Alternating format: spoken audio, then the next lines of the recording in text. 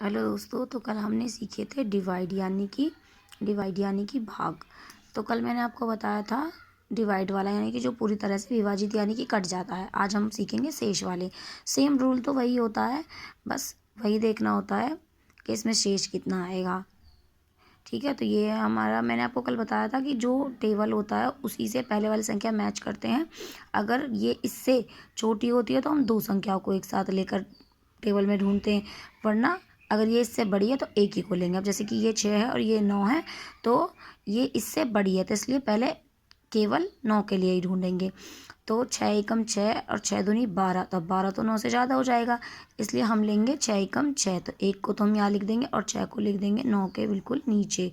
अब रूल तो वही है सेम, यहाँ पर छोटा सा माइनस लगाएंगे, 9 में से 6 घटाएंगे तो कितना आएगा हमारा 3। 3 उसी के बिल्कुल नीचे लिख देंगे। और अब हम जो अगली संख्या होती है हमारी उसको उसी के पास उतार लेते हैं।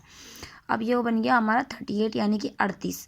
तो 38 के लिए अब हम 6 के टेबल में यानी कि 6 के पाड़े में संख्या ढूंढेंगे जो इससे या तो इसके बराबर की हो या फिर इससे छोटी। 6 एकम 6, 6 दूनी 12, 6 तिया 18, 6 चौक 24, 6 पंजे 30, 6 छंग 36 और 6 सत्ते 35 हो जाएगा ज़्यादा, इसलिए 6 छंग 36। 36 को बिल्कुल उसके नीचे लिख देंगे और वही रूल सेम फिर इन दोनों का माइनस। 8 में से 6 गया तो बचे 2, 3 में से 3 जा ही नहीं सकता, 0 आएगी। और अब बचा है ऊपर 5, तो यहाँ यानी कि 5, तो उसको यहाँ लिख देंगे। अब ये बन गया 25। तो इसके लिए संख्या ढूंढेंगे 6 एकम 6, 6 दूनी 12, 6 तिया 18, 6 चौक 24, 6 पंजे 30 हो जाएगा ज़्यादा, इसलिए 6 चौक 24 और फिर से माइनस दोनों के बीच में।